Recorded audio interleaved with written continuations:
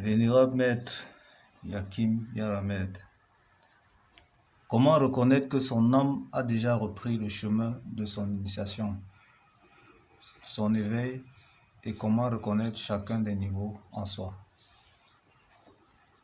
Bon, l'âme a repris le chemin de l'initiation. D'abord, c'est la température,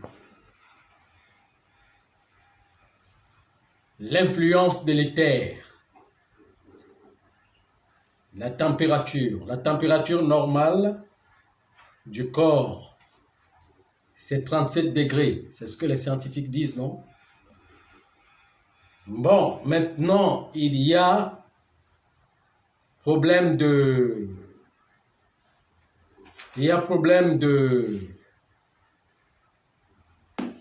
montée et de descente de la tension, l'hyper et l'hypotension.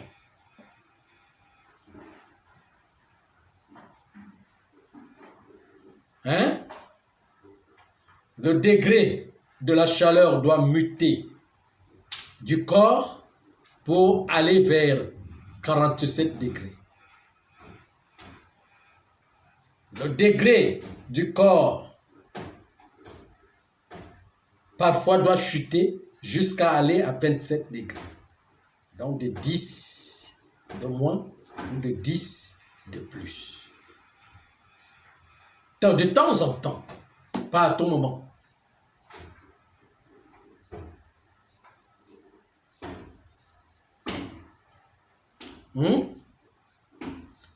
Faiblesse de l'organisme, faiblesse des organes. Il y a des moments, on dit souvent chez nous on dit souvent en Bassa que Manam Singa. Manam Singa. Veut dire quoi quand on dit que, ça veut dire que un enfant qui tombe malade, on l'amène à l'hôpital, on ne voit pas la maladie. Soit on voit la maladie, mais il n'y a pas son remède. Soit on voit même la maladie, mais on donne le remède, ça ne marche pas. Ça veut dire que il tombe malade et il se rétablit seul. À des moments. La tension chute, parfois la tension se lève. C'est le degré de chaleur qui donne le palud, les fièvres. C'est ça. Déjà le changement dans l'âme. L'âme commence à aller vers l'initiation. La faiblesse des organes à des moments. Il y a l'influence de Pluton.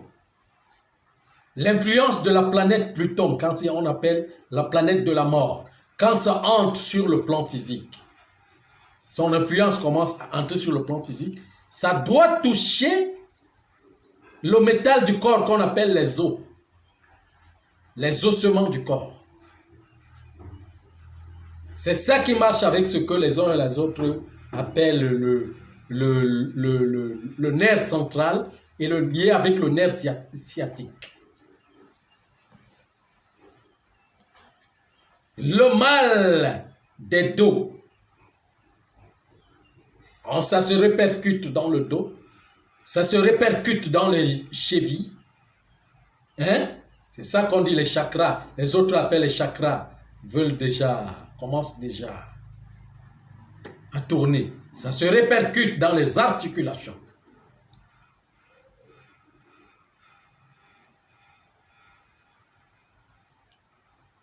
Vous voyez, on appelle ça Ibu Ijibe. Ça veut dire être influencé par cet éther.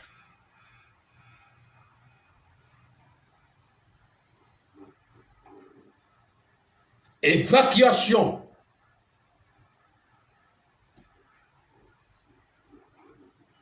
Dans le corps. Les urines changent. Et à tout moment, à des moments, on doit beaucoup uriner quand il y a le froid.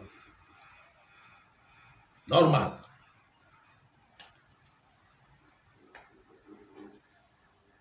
Parce que quand l'âme commence à s'éveiller dans le corps, c'est comme ça.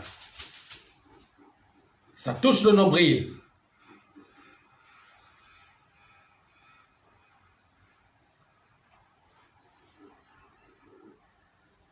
Mais l'âme s'éveille seulement quand on a déjà, comme parce que je vous ai parlé les autres jours des degrés, quand on est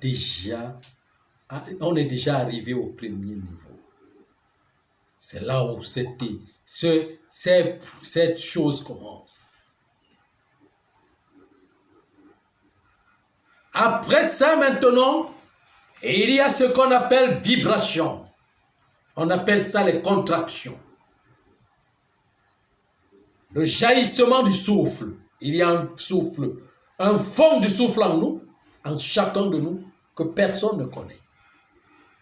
Ça se réveille au chauffard, ce que les uns et les autres appellent chauffard.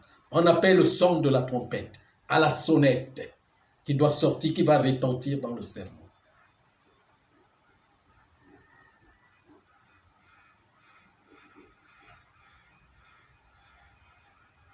Un être essouffle en vous. Soit vous commencez à faire comme... Il y a un moment où ça agit comme un asthmatique, un moment où ça agit comme un grand souffle, une respiration forte. C'est le souffle de l'éveil. On appelle ça le souffle de la tempête. Oui. Tout cela va vous influencer. Ça va vous influencer.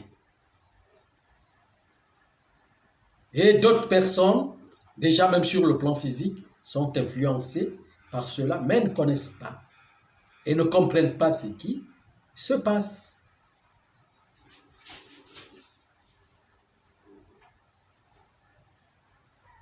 C'est pour cela que, en ce moment-ci, il y a beaucoup de problèmes d'AVC. Pourquoi? Parce que la nutrition ne marche pas avec cette conception. La nutrition que nous avons ne marche pas avec cette conception.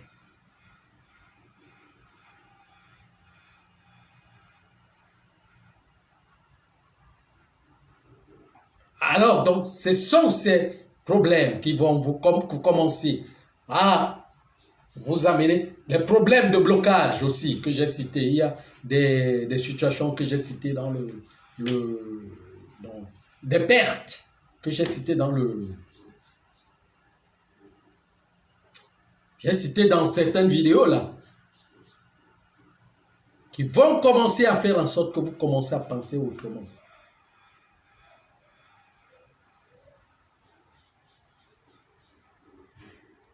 Pensez autrement. Pensez à la prière, parce que c'est toujours un problème qui fait en sorte que quelqu'un pense à la prière.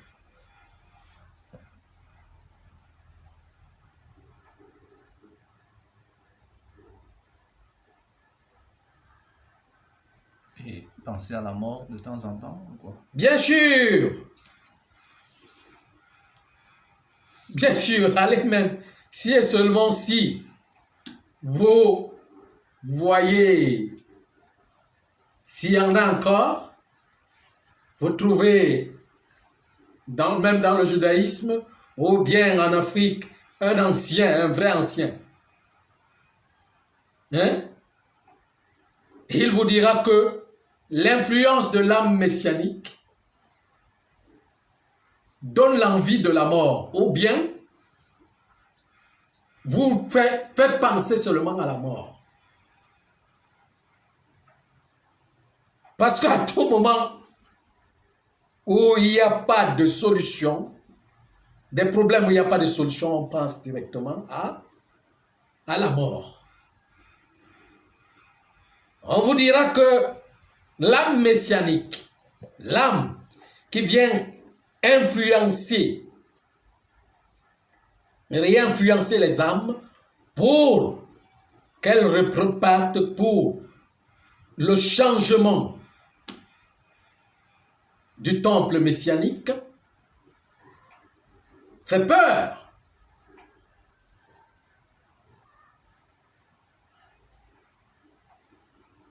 Il y a tremblement du corps. Le corps tremble à tout moment. Inquiétude. Le cœur bat. Les tensions montent et descendent à tout moment. Il y a seulement tempête.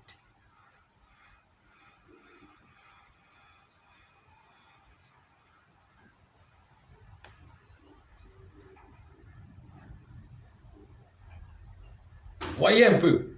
Alors, donc, en ce moment-là, le travail commence sans vous. Bon, mais ce grand travail, souvent, c'est l'influence planétaire.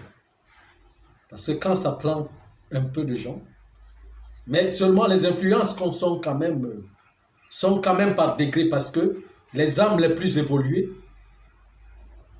sont sensibles de cette influence avant des âmes les moins évoluées.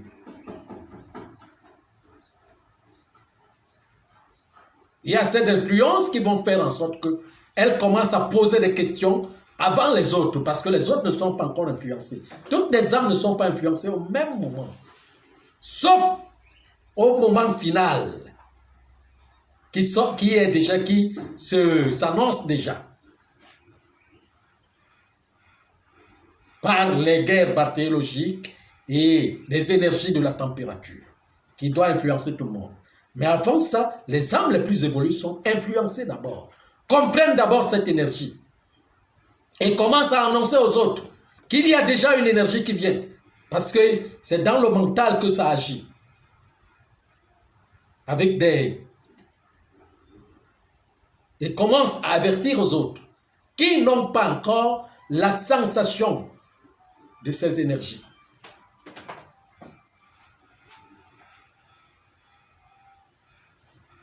Vous voyez un peu ce que je suis en train de dire? Donc c'est ça.